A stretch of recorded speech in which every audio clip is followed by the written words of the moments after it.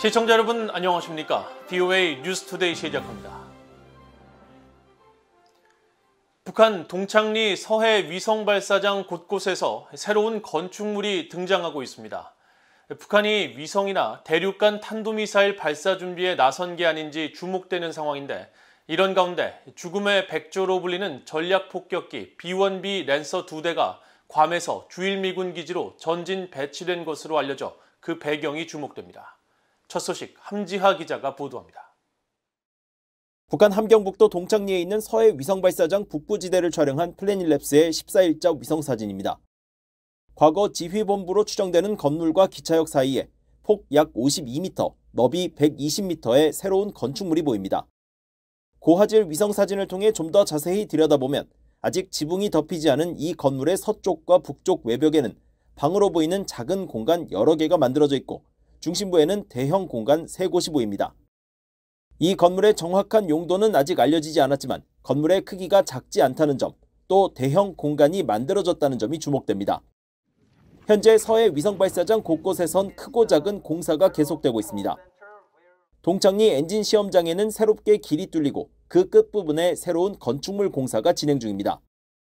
건축물은 약 30m 길이의 직사각형으로 콘크리트 틀 위에 정사각형 구멍 10개가 뚫린 형태입니다. 기존 엔진 시험대와는 불과 200m 거리에 있어 건물 신축 배경에 관심이 모아집니다. But it's giving access to a part of the mountainside on the southeastern part of the complex that doesn't have a lot of space for additional construction. So it might be an observation facility, it might be some type of modified version of a new engine test stand, but we're still monitoring the activity because it's very early on. 동창리 발사장의 대규모 공사는 지난 3월 북한 김정은 국무위원장이 지시한 서해 위성 발사장의 현대화 작업과 연관된 것이라는 분석이 나오고 있습니다. 일부 전문가들은 북한이 기존보다 더 큰 발사체 발사를 위해 대대적인 개선 작업을 벌이고 있는 것으로 해석하고 있습니다. 한국합동참모본부는 서해 위성발사장의 신축 건물 등장과 관련해 미한 간 긴밀한 공조 아래 관련 시설과 활동에 대해 면밀히 추적 감시하고 있으며 확고한 대비 태세를 유지하고 있다고 밝혔습니다. 이런 가운데 죽음의 백조로 불리는 미국 공군 전략폭격기 B-1B 랜서가 최근 주일 미군 기지에 전진 배치된 것으로 전해졌습니다. 조선일보 등 한국 언론들은 한국군 관계자를 인용해 미군의 B-1B 랜서 전략폭격기 2대가 14일 일본 아오모리현 미사와 기지에서 식별됐으며 기지에 착륙 후 작전을 수행한 것으로 안다고 밝혔다고 보도했습니다. 최근 괌에 배치된 B-1B는 비질런트 스톰 훈련 참가를 위해 5년 만에 한반도에 전개됐었는데, 스텔스 기능을 갖추고 대도시를 붕괴시킬 수 있는 약 60톤의 폭탄 탑재가 가능한 B-1B 랜서가 이륙 후 20-30분 내에 북한에 도달할 수 있는 주일 미군 기지에 배치된 배경이 무엇인지 주목되고 있습니다. VOA 뉴스 함지하입니다. 북한의 장거리 탄도미사일 탐지용 레이더가 설치된 미국 알래스카의 비행 제한 구역이 확대된 것으로 나타났습니다. 미국 연방항공청은 최근 연방관보에 장거리 식별 레이더의 고강도 전자장으로부터 항공기를 보호하기 위해 기존 비행 제한 구역의 이름을 변경하고 추가로 6개의 비행 제한 구역을 신설한다는 내용을 게재했습니다. 연방항공청은 장거리 식별 레이더가 북한의 장거리 미사일에 대한 대응 목적으로 운영되고 있다는 점을 관보에 명시했으며, 이에 따라 연방항공청의 이번 발표는 항공기 안전을 위한 것이지만 이번 관보 발표를 통해 북한 장거리 탄도미사일 탐지용 레이더가 정상 작동 중이라는 사실이 파악됐습니다. 장거리 식별 레이더는 북한의 장거리 탄도미사일을 조기에 탐지할 수 있는 군사 장비로 미국을 향해 발사된 미사일을 비행 중간 단계에서 식별하고 추적해 지상 발사 요격 미사일을 지원하는 역할을 합니다. 일본 방위성은 중국과 북한의 탄도미사일 위협 등으로부터 방위력을 강화할 수 있는 내용을 검토할 것이라고 밝혔습니다.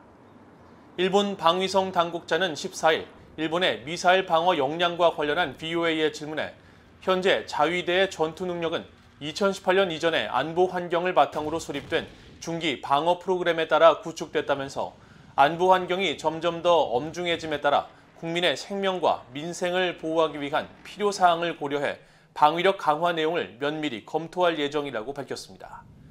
이어 일본은 중국과 북한의 탄도미사일을 요격할 수 있는 미사일을 60%만 보유하고 있다는 일부 언론 보도와 관련해서는 방위성은 새로운 국가안보 전략 등에 대한 논의를 통해 요격 미사일을 포함한 탄약의 적정량을 파악하기 위해 계산하는 수치가 그 사례라며 보도 내용을 확인했습니다. 조 바이든 대통령과 시진핑 주석이 만나 북한 문제를 논의했지만 구체적인 진전은 이루지 못했다고 미국의 전직 관리들이 평가했습니다. 특히 중국이 미중 관계 개선에 대한 미국의 협력 없이는 북한 문제를 돕지 않을 것이라는 태도를 보이고 있다는 분석도 나왔습니다. 박형주 기자가 보도합니다. 크리스토퍼 존스톤 전 백악관 국가안보회의 동아시아 국장은 조 바이든 대통령과 시진핑 중국 국가주석의 첫 대면 정상회담에서 북한 문제가 논의된 것과 관련해 정상 차원의 직접적인 소통은 긍정적이라면서도 북한 문제에 대한 실질적 진전은 없었다고 평가했습니다. 그러면서 정상회담 후 중국 왕이 외교부장의 발언을 지목하면서 시진핑 주석이 북한 문제 해결을 위한 전향적인 입장을 보이지 않은 것에 대한 실망감이 있다고 말했습니다. I think as Foreign Minister Wang Yi's comments suggested, that the Chinese side continues to somehow blame the United States and South Korea for the current state of affairs. So disappointing that there wasn't more indication of engagement from the Chinese side.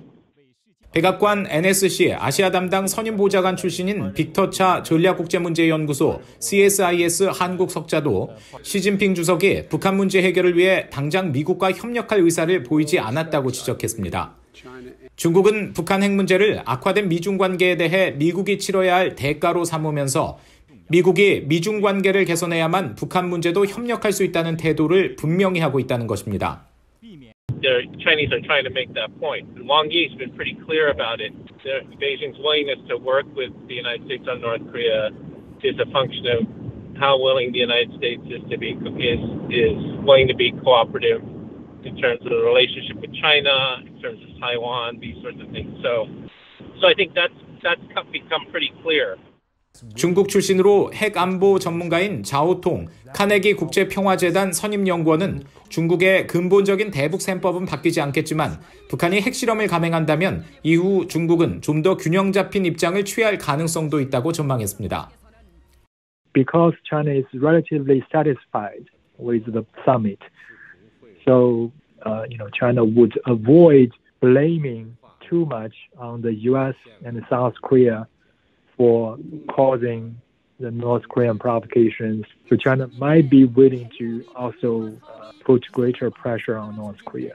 한편 워싱턴 민간연구소인 브루킹스 연구소의 앤드류여 한국 석자는 한중 정상회담에서 시진핑 주석이 북한이 호응할 경우 윤석열 정부의 대북 로드맵인 담대한 구상을 지지할 것이라고 밝힌 점은 긍정적이라고 평가했습니다. China would like that strategy because that's in some ways what China had been saying. I mean, of course, the U.S. has to play a role and reduce sanctions, but they've always felt that, there needs to be a larger economic plan and you need to get North Korea back to negotiations to have discussions. 앤드류여 석자는 그러면서 미중 정상이 우크라이나의 핵무기 사용을 반대한다고 명시한 점은 북한 문제에도 함의가 있다면서 윤석열 대통령이 안보리 이사국을 거론하며 중국의 건설적인 역할을 당부한 것은 북한의 7차 핵실험을 막는데 중국의 추가 역할을 촉구한 것이라고 해석했습니다. VOA 뉴스 박형주입니다. 미국 주재 한국과 일본 대사들이 국제전략연구소 미국 사무소가 개최한 토론회에 참석해 유럽과 아시아의 안보는 불가분의 관계라면서 북한 비핵화를 위한 협력의 중요성을 강조했습니다. 국제전략연구소 미국 사무소가 15일 워싱턴에서 개최한 북대서양 조약기구 나토와의 협력에 대한 토론회에서 조태용 주미 한국 대사는 러시아 침공에 따른 우크라이나 전쟁을 거론하면서 러시아의 경험과 핵무기 사용 위협에 대해 국제사회가 잘 대처하지 못한다면 북한에 굉장히 부정적인 영향을 끼칠 것이라고 지적했습니다. 이어 한국은 북한의 핵과 미사일 역량 확대라는 매우 중요한 안보 도전에 직면하고 있으며 군비 통제와 비확산 분야에서 나토와의 협력에 큰 관심을 갖고 있다고 밝혔습니다. 도미타 고지 주미 일본 대사는 북한의 핵과 미사일 위협 대응에 있어 미한일 삼각 공조와 결속은 가장 중요한 억지 수단이라고 밝히고 나토 국가들은 대북 제재의 엄격한 이행과 불법 해상 활동 감시에서 협력할 수 있다고 말했습니다. 북한이 최근 몇 년 동안 사이버 공간에서 절도와 공격 역량 외에도 스파이 활동을 증대하고 있다고 크리스토퍼 레이 미국 연방수사국 FBI 국장이 밝혔습니다. 레이 국장은 15일 미국 하원 국토안보위원회가 전 세계 위협을 주제로 개최한 청문회에서 이같이 밝히고, 특히 북한은 특정 제재 여파로 인해 정권에 자금을 조달해야 하기 때문에 금융기관과 암호화폐 거래소와 같은 곳을 겨냥하고 있다고 말했습니다.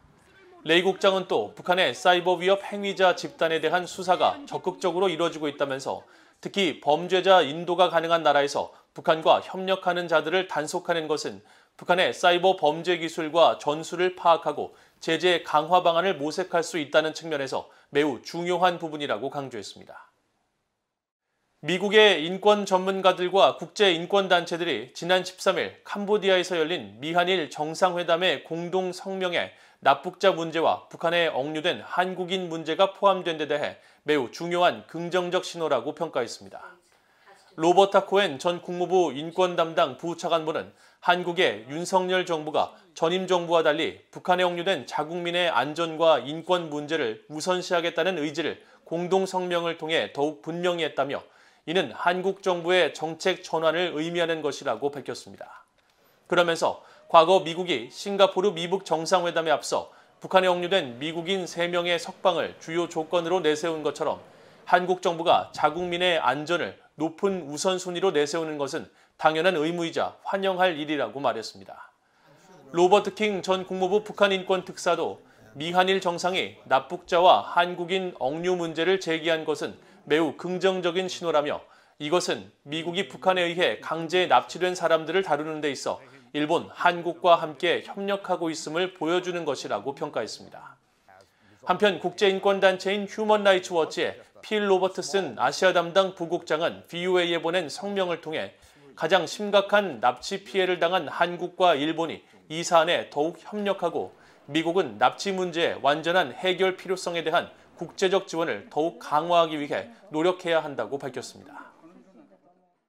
이상으로 VOA 뉴스투데이를 모두 마칩니다. 시청해주신 여러분 고맙습니다.